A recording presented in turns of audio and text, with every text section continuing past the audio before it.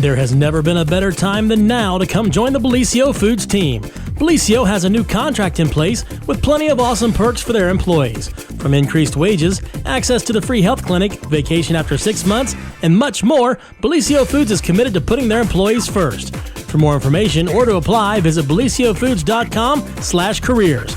Take advantage of these great new employee benefits and join the Bellisio team today. Visit BellisioFoods.com/careers to learn more.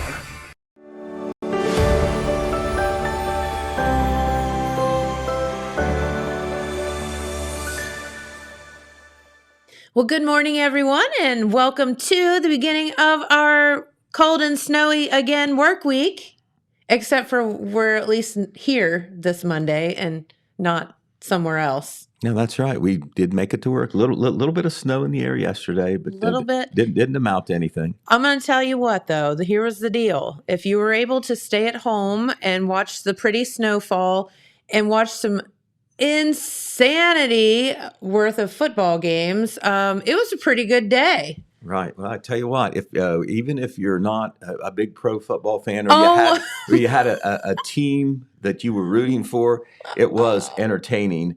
And I will say this: they kept you riveted on the ratings, the commercials. Those sponsors had to love it because it was hard to leave those games the way they were going down to the last play. Each game to the last play, all four out of 4 games went down to the last second and the last play. You're exactly right. And as we're watching the last game yesterday, I told Jamie, I said, well, there's no way this one can get any better, except for it did. What about that last 13 seconds? What do you think about that? 20-some points scored in a very short time. Probably at least 3 celebrations, assuming you have won the game. 100%. Only you had not. Except the way it worked out. Just kidding. Right. Yeah. So there you go. If you missed yesterday's NFL and Saturday's NFL football games, as you said, even if you're not a fan, you missed something. Right. And of course, around here, in this case, you have a lot of Bengal fans. If you study geography, that is the closest place. That is true. To us here in southeastern Ohio, Bengal land in Cincinnati. And of course, it doesn't happen very often. Have not been to the AFC Championship game, which they are going to next Sunday. That's right. Until it was 1988, as a matter of fact. I know. So I was asking Jamie, I said, have the Bengals ever done, gotten this far? And he was like, yeah, we were little kids. And I was like little kids, and he's like, I don't know, maybe in high school or whatever. And I was like, then they said 88. I'm like, we were 12 or high school or something. I was junior high. I don't remember that. And but we also have this, close tie with the Bengals as well. Whether you're a Bengals fan or not, you do have to root for a local guy that does good. And that's our good buddy, Joe Burrow. And did an amazing job despite his offensive line not protecting him 1 ounce. Right. And lying on his back. Yeah. 50% of the game. What an allegory for the bromide. If you get beat, just keep getting back up and keep trying. That kid literally is tough. 9 sacks. Which was a record. And he kept getting back up, I think, through nearly 350 yards. And, of course, through a very key pass of 20 yards plus to Jamar Chase that set up Evan McPherson's game-winning field goal, 52 yards on the last play of the game. And what about that kid? You want to talk about some ice running through your veins, man. And he just doesn't get shook up. He just, James was saying that if you watched any of the post-game interviews from Burrow, what did he say, James? Burrow said McPherson came up to him before that kick and said, I guess we're going to the AFC Championship game. That's pretty cool. That is good. He nailed it all day long. Right. He's a rookie, right? He is a rookie, 5th-round draft choice out of Florida. He kicked 4 field goals, of course, including a 54-yarder right before half. Now, if he doesn't kick that one as well as the 52, we're not talking about going to the AFC championship game at all. And Save the day. So the kicker deserves a lot of credit in this. I understand he's a confident but yet a humble kid as well. And so, you have all these positive storylines, well overdue if you're a Bengals fan. And the Joe Burrow angle makes it all the more special. Of course, graduating from Athens High School, just up the road, played here in our own alumni stadium a couple of times. One time, well, more than one time, because he played as a freshman.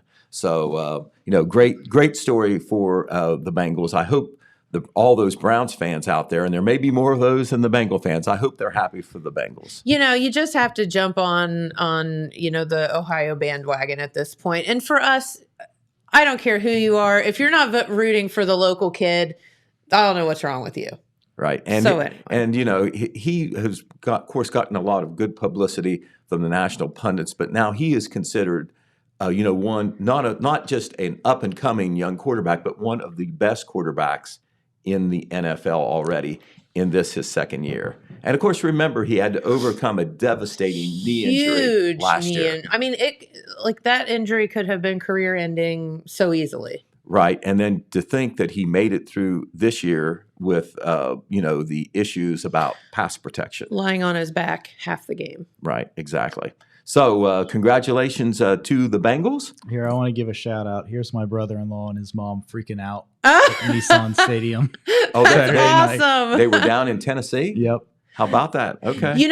Carmen was down there too. We could have him. We could have had him. He could have been calling in, giving us play-by-play updates. Maybe we can arrange that for this week sometime. That'd be good. Yeah, and that would be great to hear about somebody who was there. What it was like. Of course, there was stories put out about the Tennessee ticket policy, which was kind of set up to dissuade Bengal fans from coming.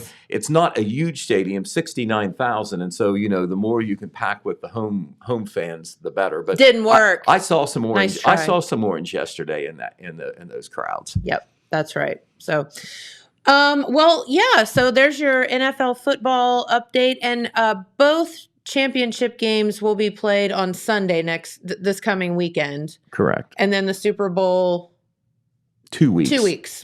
There's at least a 2-week break in there. That's been traditional. I haven't double checked that this year. So you skip a weekend and then the Super Bowl. It will be in Los Angeles, and kind of like a footnote to all this is the Rams are in the National Football Conference Championship, and if they would beat the 49ers, and they are the higher seed, they will play the Super Bowl on their home field. Okay, that just seems weird. Well, that's not fair. They decide years in advance where, the NFL championship game, a.k.a. the Super Bowl, is going to be, and that's just where it's going to be. Just by happenstance. If you have the advantage of playing all the way through, you don't control the tickets, of course, but it's still on your home field. Be a big advantage, I think. A little bit of an advantage, yeah. All right. Well, very good. It is Monday, beginning of your work week. We hope that you had a wonderful weekend. And Pete is here, of course, to do the morning news update. And that's brought to you by Nia Henry, agent for Appalachia Realty. And any real estate needs you may have, give her a call, 740-418-4135. She'll work hard for you. Okay. All right. Well, we'll start our news roundup by talking about a good news story that came out yesterday. On Friday, it was reported that there was a missing juvenile in Jackson County. Oh. Michael Tilley, age 17, was missing as of the last time he was seen was Thursday morning. They put out an advisory for the public's help on the sheriff's office Facebook that he was missing. Last seen near downtown Jackson, near the intersection of Church and Columbia. Which there isn't an intersection of Church and Columbia, but it's within a block of each other. That was where he was last seen early Thursday morning. Reported missing publicly on Friday. He was found yesterday at 11 a.m. That was the good news coming, confirmed by Jackson County Probate Juvenile Court Judge Justin Skaggs. Very relieved. Not necessarily a concern that there might have been something criminal, but he was unaccounted for and, a teenager, not an adult. I mean, this is a small community. Kids just don't go missing every day. This is Yeah, that's scary. Right. And the sheriff's office, the Jackson Police Department, the probation folks from the municipal court and the juvenile court, the Jackson County Prosecutor's Office, all given credit by Judge Skanks for working together to help find Mr. Tilley. Do not know the circumstances of his disappearance or how or where he was found, but we do know But he's safe and sound. that he was safe and Okay. no issues about his Yay. safety or his condition at all. So good news there. Now, we're going to talk about this next, Jennifer. It's not exactly in our backyard, but it's close enough that it's worth mentioning if local people have not heard about it. And that is announced Friday by Governor DeWine that there will be a semiconductor chip plant built This is going to blow your mind if you Right. don't know about it. near New Albany in Yes. Licking County. And, so you're talking about the Columbus area. And I'm going to recite some figures here that are pretty staggering. It is expected to create a minimum of 10,000 jobs, perhaps many of 20,000 jobs. 3,000 of the jobs, it is estimated, will pay a salary of an average of $135,000 a year. We don't have a lot of those here No. in Jackson. Are you getting this, folks? That I know of. Now, keep in mind, for us that are fortunate enough to not only live here in Jackson or Vinton counties, but work here, we have a lot of people who travel to go to work. More people than you might think commute to Columbus. Huge. Well, if you can commute to Columbus, you can commute to Licking County and the New Albany area. But there's going to be 2 different plants built by Intel. So you talk about the economic development impact on Ohio and Central Ohio and even Southern Ohio. It is going to be huge. The job opportunities are going to be there. The spinoff industries, the businesses that it will all help is big. But, the biggest thing, I think, is the opportunity for jobs. And there's probably going to be all sorts of jobs that will be provided direct and indirect as a result of this. But the other side of it that I think is positive, and I don't care whether it was going to be in New Albany or Missoula, Montana, this country needs to get back into production of high-tech things and not let all these other countries, particularly in Asia, do all these productions. Correct. It has led to supply chain problems in the United States in recent months. Nobody can buy a car or a piece of machinery because the computer chip plant in wherever it was, Taiwan or whatever, burned down. And it stalled cars coming out for a year. Right. And that was just one plant. We can't let that happen. We need to control some of this right. too. I mean, you've seen, and this is not to sound too nationalistic, but you pick up almost anything, and then you have this high-tech angle too. You pick up anything That is so made cool. in China, made in Korea, made in Thailand, made in Vietnam, made in Korea. Nothing wrong with that, but shouldn't we be making a lot of these things when people here are not employed or choosing not to work for whatever reason? And so a very, very positive thing. The project will include 2 chip factories. It'll be built on a 1,000-acre site just east of Columbus. Construction is expected to begin this year, and production will begin probably by the end of 2025. So it's on down the line, but they're moving that direction. It is a commitment. It is just not a wish and a hope. It is going to happen. And, you talked about the cars. There's lots of other things that are affected by the lack of computer chips, the availability of computer chips.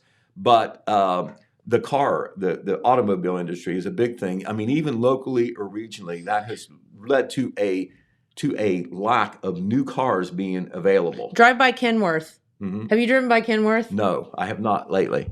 There are trucks, and they are absolutely gorgeous, but there are trucks lined up for half a mile. I mean, there's probably 1,000 trucks sitting there, or maybe more. I don't know. And I'm sure that's what they're waiting on. Right. And it's like, they sit waiting. You see how the domino how the domino effect works, and the way things one thing affects another. At Kenworth, which is a good local job supplier in our area. A lot of folks here in Jackson County work at Kenworth. Those are good production jobs, good manufacturing jobs. Well, when they can't produce because they don't have a part, that's going to throw people out of work, or at least out of work temporarily. And so, all this is a very big thing. So if you've watched, the regional TV, the Columbus stations, if you've seen the Columbus Dispatch or whatever, maybe there's even been some national stories, been stuff, of course, on social media. You've heard about this, but believe it or not, an hour and a half to 2 hours away, this will make a positive impact on Jackson and Vinton counties as well. Huge. So, how would you like to have owned the land? Just saying.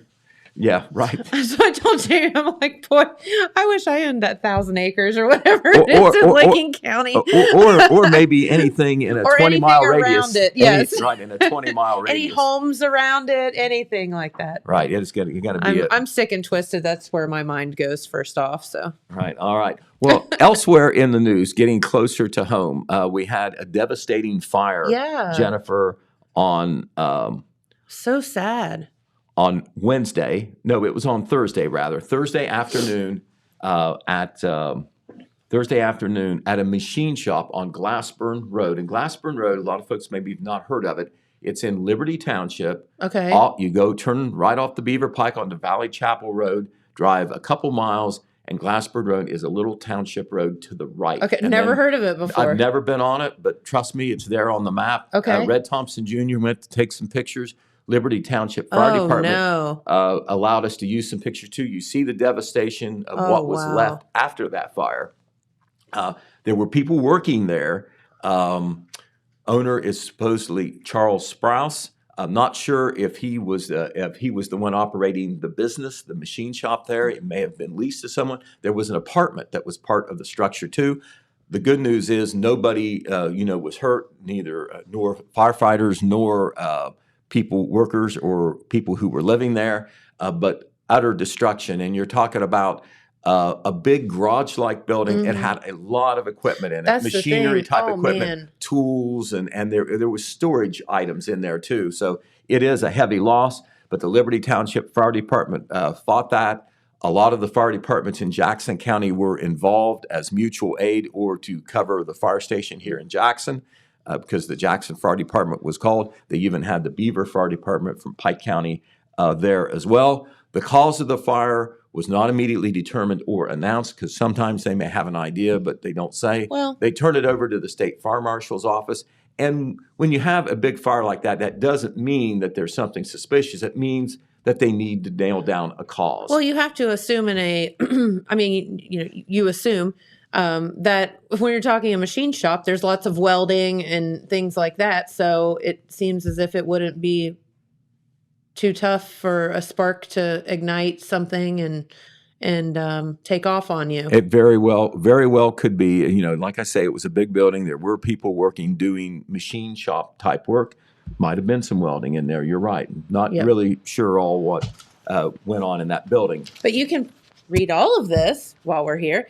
And in this weekend's Telegram. Right. And this is the Saturday edition. The Saturday. Thank you very much, Jennifer. That made the top of our front page, obviously. Yep. And it also... Pick that up. And also, once again, I have to always put in a little word for the firefighters. Can you imagine what that was like on Thursday? How cold it was to be fighting out there. They are fighting the elements. They may have issues with equipment or whatever, particularly when they're up on a little township road. So when you get, just traveling on the ice and snow to get there would be treacherous. Right. And they had to figure out how to fight the fire and all. And also, this is a continuing thing.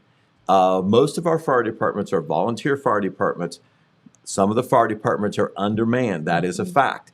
It is more of an issue in the daytime because that's when some of the volunteers who work elsewhere, maybe they even work out of town, they can't answer a fire because they have jobs. Correct. And so I've seen postings where a lot of the local fire departments, we've talked about the Jackson City Fire Department before, they are looking for firefighters. So, keep that in mind if you're young and able-bodied and you want to do some public service that maybe could save a life someday, save property.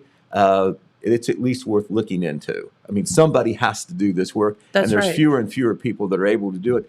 That's one reason why. It's just not that all these fire departments are provide the mutual aid to be good guys and good girls. They do it because numbers-wise, you need that number of firefighters there.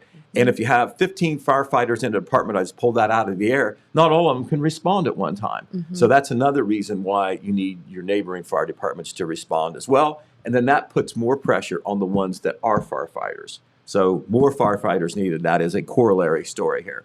All right, City of Wellston. Wellston City Council had its first meeting of the new year. They did not meet on the first Thursday of the new year because of COVID, but they did have a meeting on the third Thursday. Okay. And because it was the first meeting of the year, we had a swearing in of a new councilman in Wellston, and there were some new ones, not just some ones who were reelected, but some new faces that were reelected and are serving for the first time. Yay. A couple of pictures we're looking at. John Hensler, who is the Jackson County Commissioner, did the swearing in honors, and in that picture there, from the left, you have Angela Spangler. She is new in the first ward. You have also that's Rick Hudson, who was reelected from the third ward, and Lindley Carey, who was appointed to a new term in the fourth ward. And then on the far end there, you have Council President David McWilliams, who was elected. And then these other folks were also elected. Teresa Pond Lamaster is a new at-large councilman. She began her service last Thursday. Then you have Frederick Doobie, and then you have Roby Browning. So those are the 7 councilmen. Is it council person now? Well, Especially in Wellston. I'm just saying. There's quite a few girls there. Ladies. In the old days, councilman was okay. Now it's probably not politically correct. That's right. What is the official term now? Somehow I don't like the council person thing. So, well, that's a personal thing. All right. I'm not trying to be chauvinistic. Council member? I would rather say councilman if it's a man, councilwoman if it's a woman, and council members if it's plural. Yeah, that makes sense. Council person makes it almost like it's a eunuch or something. Yeah. You know what I'm saying? Well, we don't want that. Yeah, man, woman, and something else. Yeah. So okay. So that's how I'm going to do it. But councilmen is supposed to be both. But I'll go along with the crowd. You just don't want to have to deal with me if what is politically correct. But he doesn't want to have to listen to my mouth about it. but in Wellston, it's true. The ladies are. Yes, it was. It wasn't all that long ago, Jennifer. I can remember before I had some gray hair. It was odd to have a woman on council, let alone as the mayor or the mayor. As the mayor or any kind of office of that nature. Right, and now in Wellston, Angela Spangler is new at the first ward. Teresa Pond Lamaster is new at large. Lindley Carey is who was appointed at the end of the last term and now appointed to a new term. So you have three council women in Wellston now. And Charlie Hudson has joked to me that they all are highly educated with master's degrees or something like that. So he says he's not going to be intimidated, though. But he says not messing with him. He's glad to have smart people with him serving on council. 100%. I know that. And things really looking up in Wellston right now. The budget in pretty good place.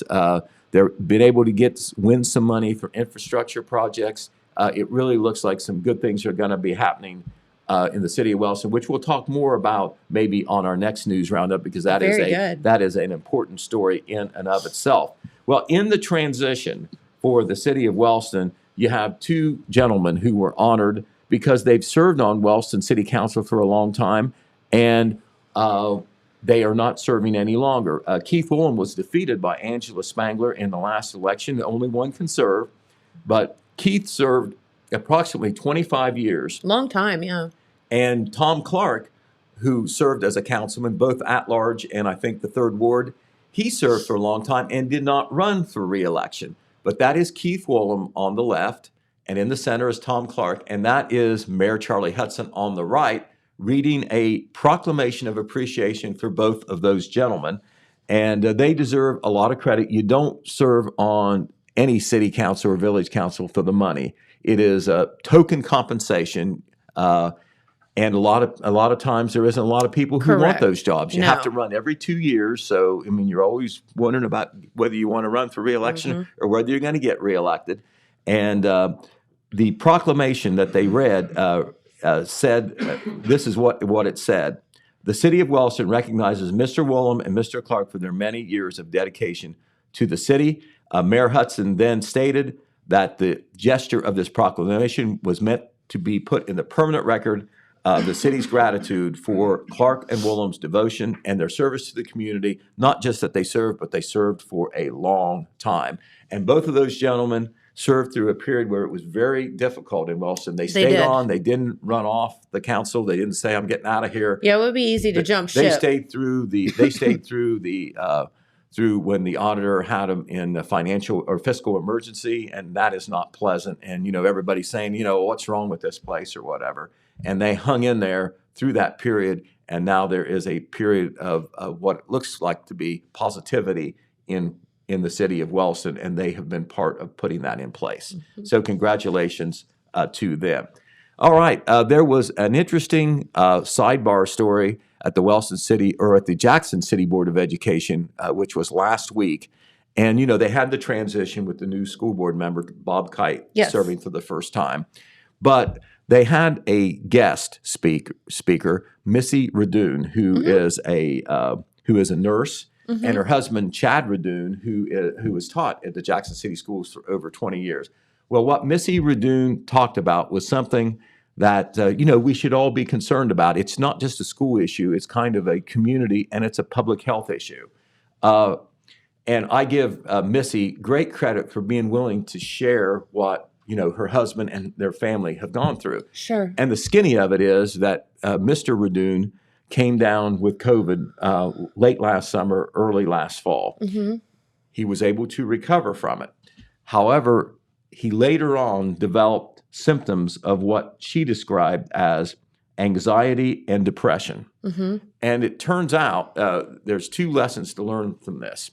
Statistically, it has been learned that people who have had COVID are susceptible to mental health problems later on. Mm-hmm. Now, whether that's a psychiatric thing or a physical thing. Right. I don't know. It's all still so new that right. And nobody this knows. is an after effect you don't think of once you're well. You think you'd be happy, right? Yeah, yay! You're able to smell and taste again. You worry about those senses coming back to you. But one of the things that they ran into, and Mr. Radoon is under medication now from professionals trying to recover.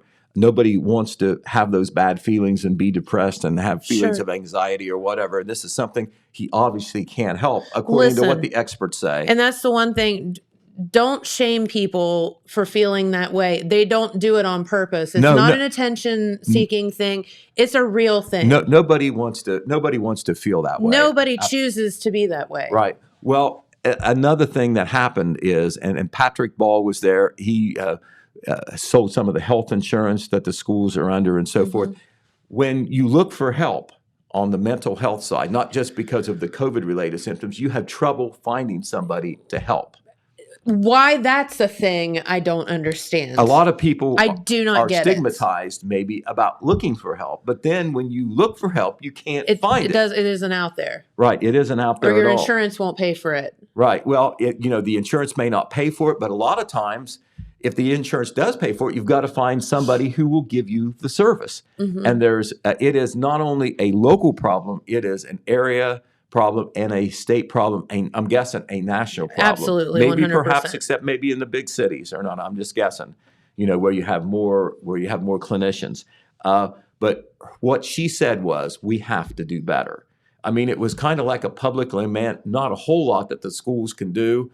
I know that it gave pause to Phil Howard, the superintendent, and also to Patrick Ball, who happened to be there. Mm-hmm. He knew that Missy was going to be there. And he agrees that they need to do better to find help for these people who have insurance. Mm-hmm. And even with insurance, they can't find the help that they need. And, let's be honest, too, and this is something that I've thought about a lot. There are so many advantages, and this is just my opinion. This has nothing to do with the news, but there are so many advantages to living in a small town. There are a lot of advantages to people knowing each other and helping each other out.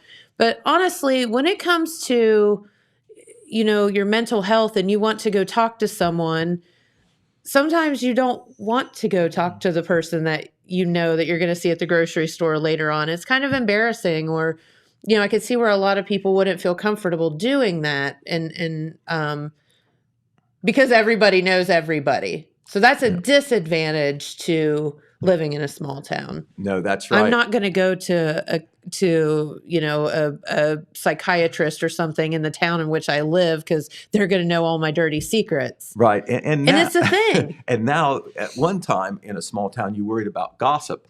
Well, now it's gossip and social media. Suddenly, the gossip can be just not on the street corner; it can be on the computer. Correct. I saw so and so walk into that office.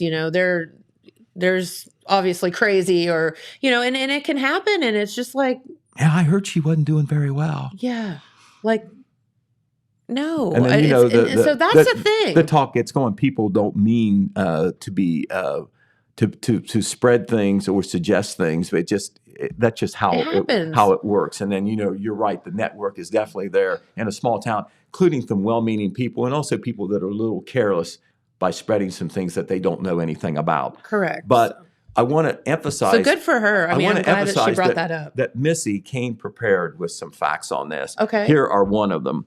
And she talked about this at the meeting.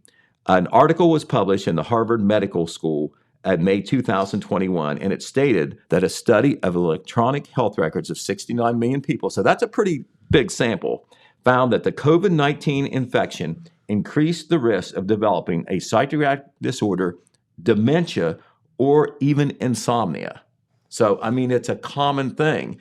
The statistical evidence is there that for whatever reason, whether, it is directly involved to the COVID, if you have the COVID, you're more likely to experience these things. Not just Isn't that because, wild? and this isn't because you're depressed that you when you have it, these things happen to you months after you had it. And so, we're still learning, about this disease and its impact, and the possible after effects. But this story, I thought was very interesting. Phil Buffington covered that school board meeting and was very careful to take notes and record it. And he wrote a very detailed story that was on page 4 of our Saturday edition. Okay. And I urge you to read that story. We also have it online as well, and you can connect to the website through Facebook as well. Yeah, and just it's a thing, folks, and just don't be a little empathetic.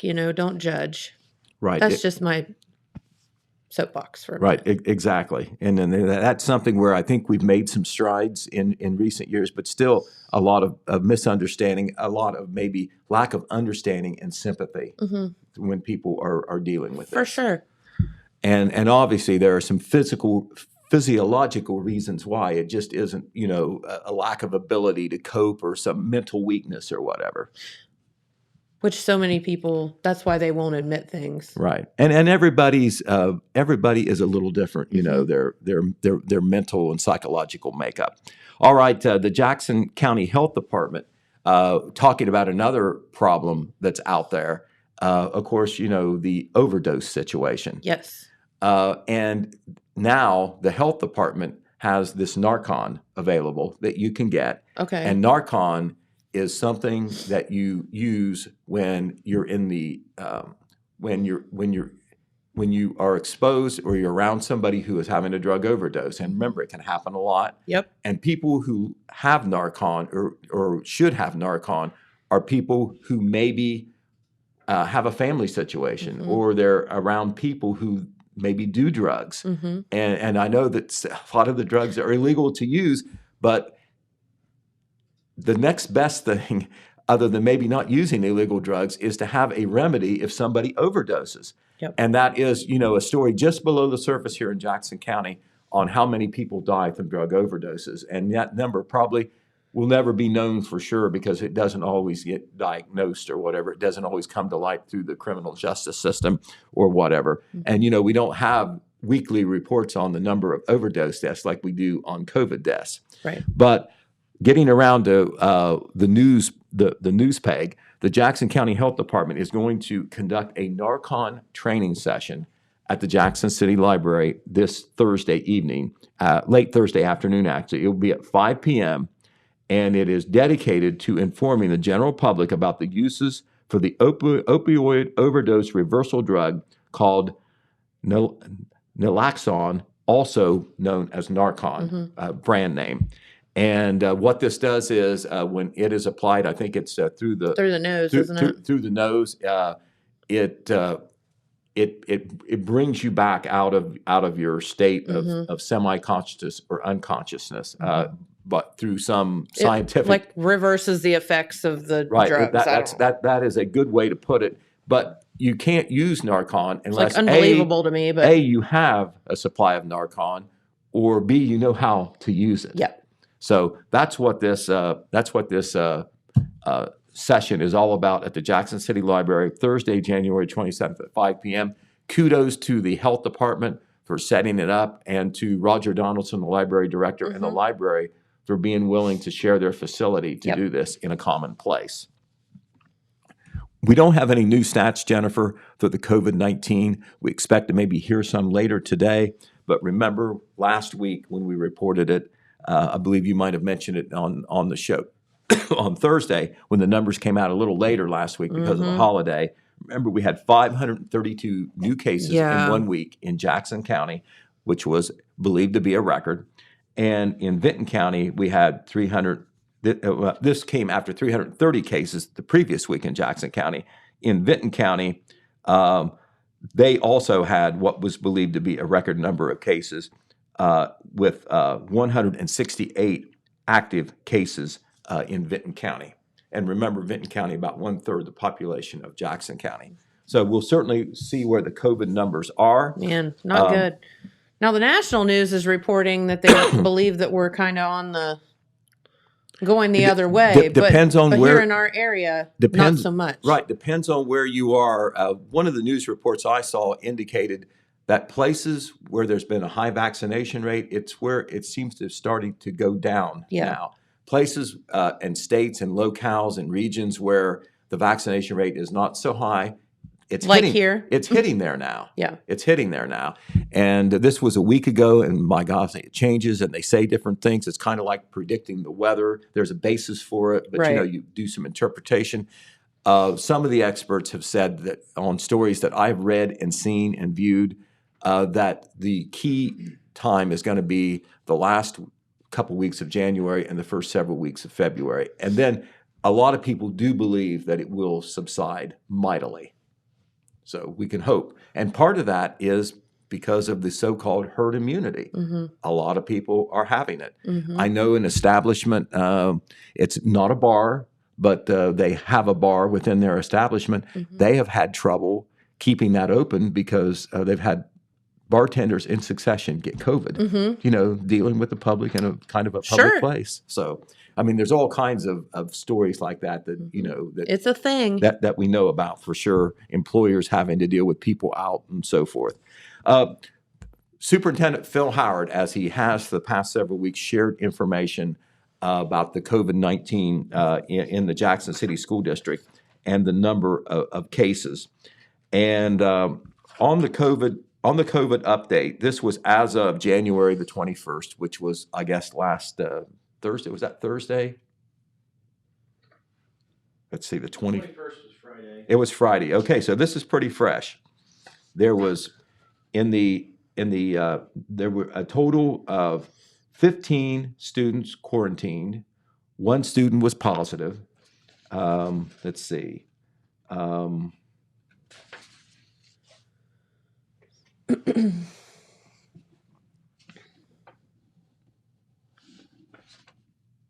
Okay, that's just one school. Let me do the whole thing here. At Jackson High School, 15 students were quarantined, 16 were positive. There was 7 staff members who were positive. And in the elementary schools, the numbers are a little bit less than that.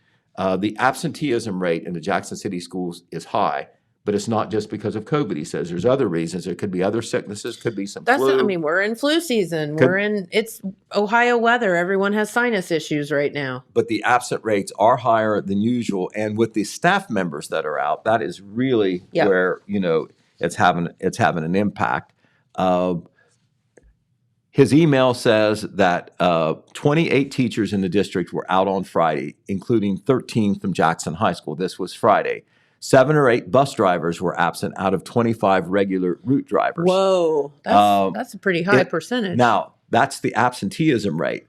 As far as directly related to COVID, this is the best that they can figure from what they're told. 11 staff members were out due to a positive COVID case. Another 6 staff members were quarantined because of COVID. Now, they were able to operate because of substitute teachers. Mm-hmm. And if you take it one step further, the only reason that they had enough substitute teachers, they always have a lack of substitute teachers. The reason that they were able to make it the last couple of days is kids were home from college and they were able to use them as substitute teachers. Right. Yep. And I don't know whether all of them are in the education curriculum or not. Maybe some of them weren't. But, it doesn't matter, at this point. But with kids going back to college, Mm-hmm. probably most of them are already back. That's a concern going into this week for Superintendent Howard. So that's kind of a behind-the-scenes view of what's going on in the Jackson City schools. Absent rates higher than usual.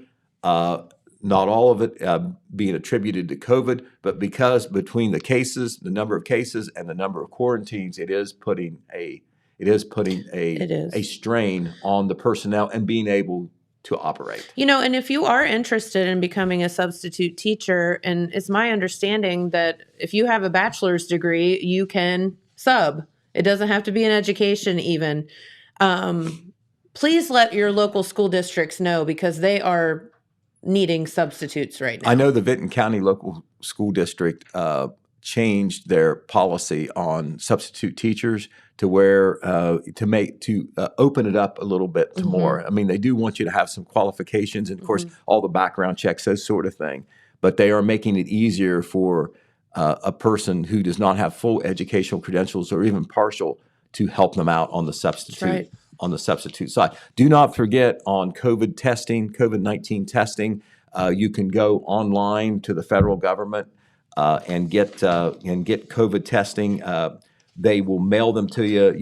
It may take a couple of weeks. That's but, right. But that is at covidtest.gov, covidtest.gov. Tests plural. Go online. COVID yes, tests. test plural. Tests. Exactly, and they are free. Yep. And you can get 4 if you are for your residents. Did you sign up for yours? I have not done that yet. Well, you better get on it, I'm Wilson. not being a good example here on TV. I but signed up for mine the first day. I cannot tell a lie. I have not done that yet. But another way to get a test immediately, there's some places that you can get them. Some of the pharmacies, maybe, they're in and out of supply. Yep. The health departments are in and out of supply. But Holzer Medical Center in Jackson is the closest place you can go. That's where the National Guard is to help out on the personnel side. You should be able to get a COVID test there and get an immediate result. Okay. And that is certainly important for the people who want to know whether they're sick or whether they are now well. Do I need to stay away from people or do I not? Right. And the new advice is, of course, once you have a negative test or you don't have any symptoms, you're well. You should be okay, but they are recommending that you wear a mask for 5 days once you do go back out there amongst the public to your job or wherever. Sure.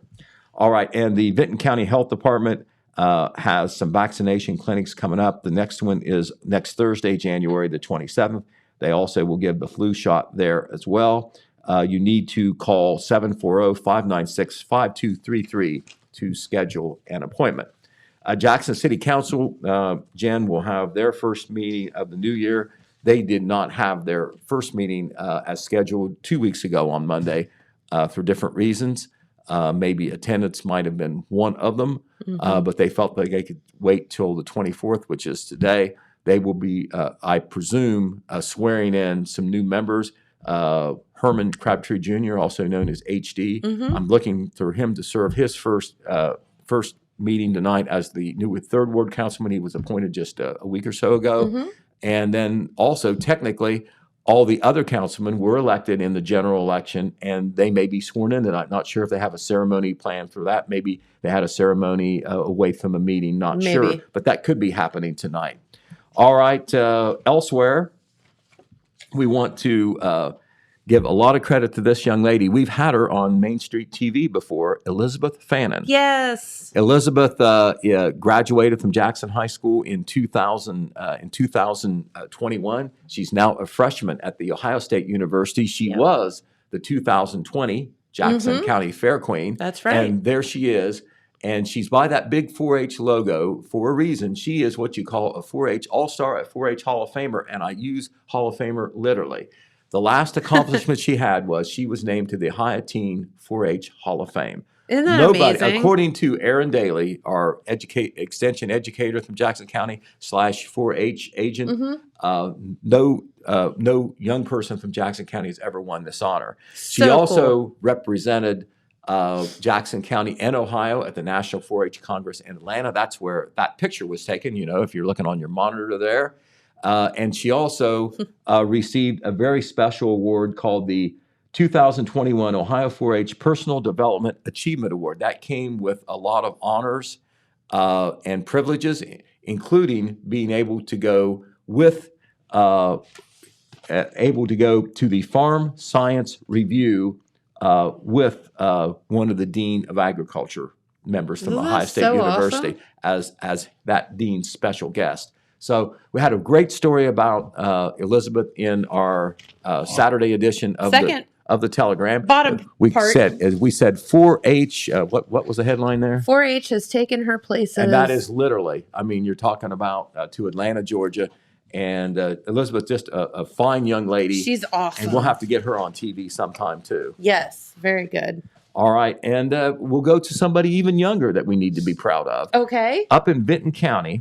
Ava Thompson is 6 years old, and Ava, in the last snowstorm, did a meteorological study. She did. Like everyone else, she knew the snow was coming, and so, she got some instruments and did temperatures and snow gauge readings and all like that and made a report. I didn't see the actual report, but I saw some photos that were posted on Facebook. And Ava Thompson, only 6 years old, that's what she wanted to do when she was off school. Instead of, reading a kid's book or whatever, she wanted to do a weather study. Now, we asked her, we did a feature story. That's in Saturday's paper, too. We did a feature story on Ava Thompson. She is the 6-year-old daughter of Jacqueline and Stephen Thompson. She is homeschooled. We asked her if that's what she wanted to do when she grows up, be a weather girl. Yeah. And she said, no, I like paleontology. That's the study of dinosaurs. Hey. So I think she's on a fast track somewhere. I think she's a little motivated there. But no, and the funny thing about that, from what I read, is that, she had this plan. Like, you don't do this after the fact. Like, she was ready for the snow to start. She had her instruments in the ground. Like, she was prepared for this. Right. And I do want to thank... and she documented it all. She did. It's all down on paper, just like you would do with the scientific method and so forth. So I don't know whether she's going to present at any university or anything. But I don't know, but I'd vote for her. Yeah, she did the background. Okay, well, let's go to the world of sports and another young lady who is an achiever. Love to talk about the good stuff. Yes. Okay, I bet you remember Rebecca Greene. Yes. Who is the daughter of Dr. Craig Greene, the optometrist in town, Yep. and Cindy Greene, who teaches at Jackson High School, long-term teacher at Jackson High School. Well, Rebecca had a stellar career in girls basketball as an Iron Lady. Yes. She is the second leading scorer in Jackson High School history. She finished second behind Beth Howe. Mm-hmm. A lot of points, 1,600 points. And she did that even though she lost the second half of her senior year due to a devastating knee injury. Oh. Wow. So she didn't quit basketball, and she didn't quit being very good at it. She went to Ursuline College, which is a Division II college in the Cleveland area, and there she is in her Ursuline uniform, pretty blue and white there. And Rebecca is a senior there. Well, very recently, she broke the 1,000 points barrier there as well. If you're not familiar with basketball, anytime you score 1,000 career points, it is exceptional. Yeah. That's a big deal. And remember, when our high school kids go to college, they run into a lot of players who are just as talented as they are. Well, she's very much a team player, but she has been important enough to Ursuline College. She's having a good season, by the way, that she reached the 1,000 and surpassed the 1,000 point mark. And so we had a story about her in the Saturday paper as well. She is averaging 17.2 points per game, 2.3 rebounds. She also has 24 steals and 30 assists, so she is kind of a do-it-all girl on that team. She had an ACL injury her senior year. Now, and you know anything about sports, that's the worst thing. Yeah. I mean, you're talking about a long rehab. I'm guessing that you can. There she is in action there. Thank you, James Hamilton. I think that you could say that you're going to college, and unless you think you're going to play pros, it's really a big commitment to make. With Sure the it academic is. load. Well, in spite of and she's on a track to be a nurse, by the way, Yes. and that's hard. She was willing to go to college all the way up in Cleveland, and despite that knee injury, do all the rehab to play college basketball. Just do that would be an achievement. Sure. And she obviously has been a great achiever. She's done all right. We're proud of her. Right. We talk about what Joe Burrow did coming Yeah. back from his knee injury. Rebecca Greene's a similar story. Yeah, absolutely. So let's give her a lot of credit. All right, Oak Hill Way, we're going to talk about sports here. I do not know, maybe James Hamilton does because he is a proud alumnus of Oak Hill High School. That's right. They used to have a mascot called Archie. I don't know whether Archie is an oak tree or what. I don't know. But at a recent school, Well, it was a nut, right? Archie's a nut. Yeah. Well, I don't ever remember a mascot named Archie, but yeah, it was like an acorn or whatever. Okay, well that makes sense. Oaks, right? Yeah. So Archie the acorn, if that's what Archie really is, will be running around soon at some of these basketball games. I don't know whether he or she is already, but they approved. They liked it was brought up to the school board, to the school leaders. Hey, listen, let's bring Archie back. Okay, let's do it. So I think what I remember was that the head was paper mache and probably just only lasted a couple of years, and they just stopped doing it. I might be wrong. Probably. About that. Maybe Okay. got out in My the rain. memory. okay. Well, the home ec people are making a new head for Archie. Very good. As we That's speak. exciting.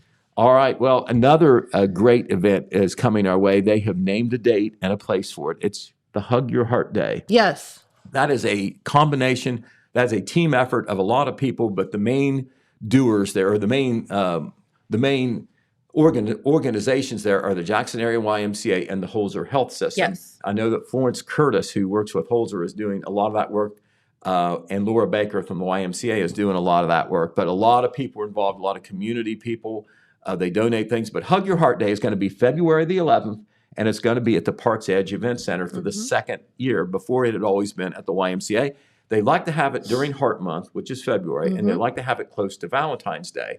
And it's symbolic. They want to show love to senior citizens. It's open to any senior citizen. You can come and have a great day, free lunch. They got a bunch of health screens that you can take advantage of. They'll have free entertainment, a bunch of information that you can use. They play games. It's just kind of like a Valentine's Day gift to the senior citizens. Absolutely. And a lot of folks get in on that. And once again, that's going to be February the 11th at the Parks Edge Event Center, 11 a.m. to 2 p.m. All right, we want to mention an event that occurred a week ago last Wednesday, and it was an business after hours at the new Hubbard and Daniels accounting office there at 400 East Main Street. And it was news in and of itself that the chamber did this, as it continues to be more active again in the community. But they had a very special speaker there who helped, who I think was a good person to have at a chamber event to speak, and that was Attorney David Riepenhoff. He is from the Columbus area firm Official, Downey, Albrecht, and Riepenhoff. That is in Columbus, and that is him speaking at the Jackson Area Chamber of Commerce. And he talked about some do's and don'ts for employers as you head into the new year, from the legal side, on what you should do and not do to be in compliance and run your business correctly. Well, the sidebar story of this is that David Riepenhoff is a Jackson County boy, if I may put it that way. Graduated from Wellston High School in the mid-'90s. He is the son of Jay Riepenhoff and Dorothy Riepenhoff, who both still live here in Jackson County. I know the family is very proud of him. Not only, has he been a successful lawyer with a main Columbus firm, but he has won several professional awards. The most recently was an award called Super Lawyers. That is a professional peer type thing where they assess your career and what you're doing at work and in the community, and you get that professional recognition. And David Riepenhoff has been designated as a super lawyer. And so His sister Dorothy told me that he really makes it a point to keep connections here in Jackson County, Wellston and Jackson County, and he likes to find ways to give back.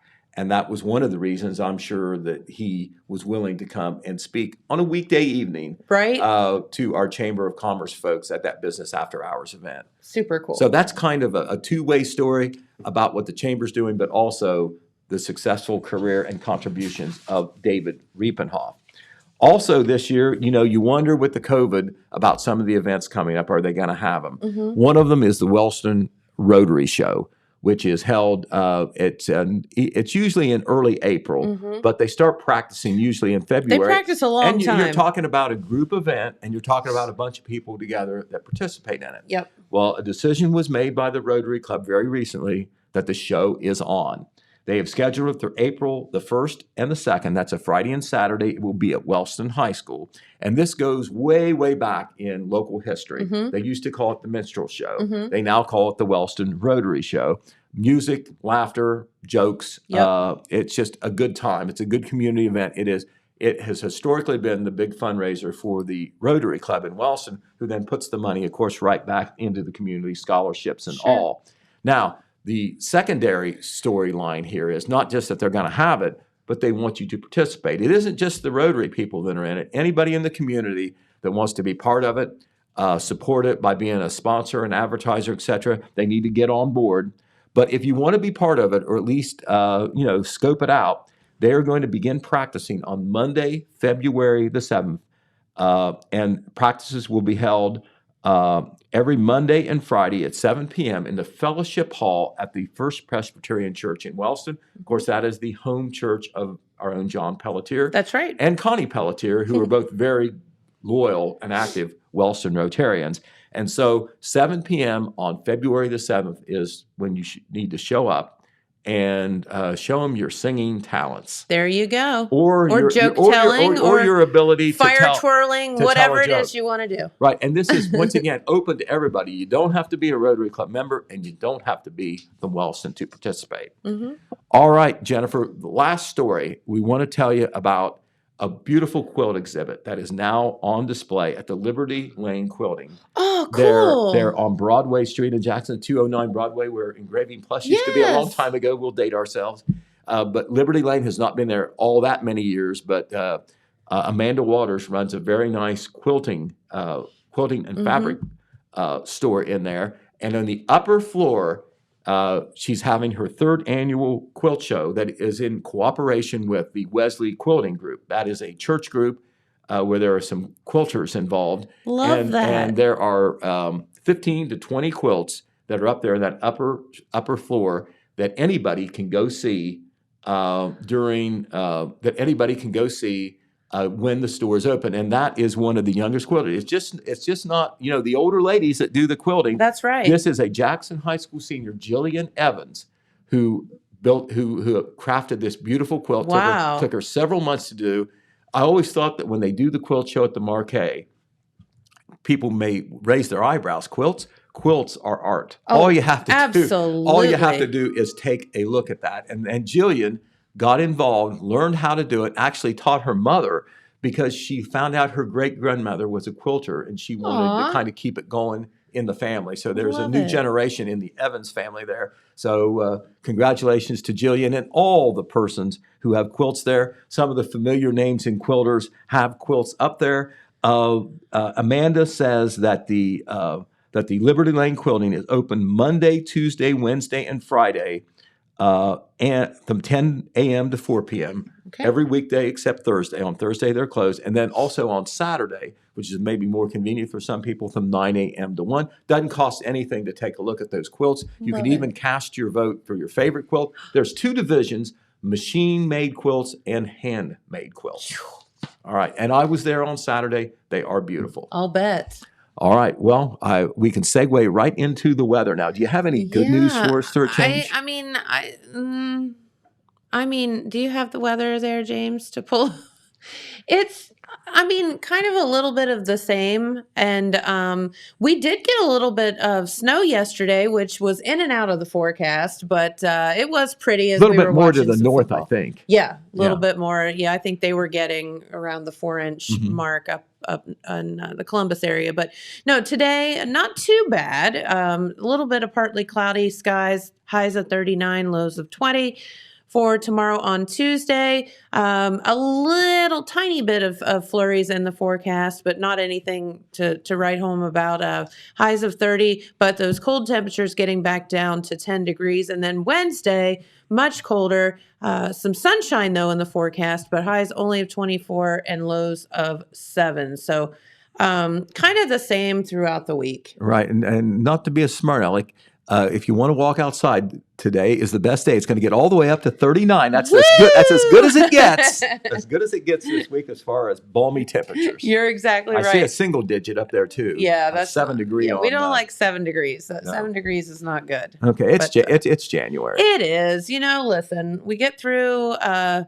We're almost through January. We get through February. There's definitely a light at the end of the tunnel. So we'll just go with that. All right. As fast as time goes, it'll be over before you know it. That's right. All right. Well, must get out of here for the day. Thanks for spending the morning with us. We always appreciate it. Okay. Well, thank you for bouncing off the news with some great commentary, as you always do. You're a girl in the know. Or full of it, one or the other. No, you said that. I did. All right. Well, Pete, thank you so much. And thanks to James over there for pushing all the right buttons and making this thing happen. And we appreciate you all for tuning in and hanging out with us this morning. So we will be back here tomorrow. So have a great day and we'll see you then. Bye-bye.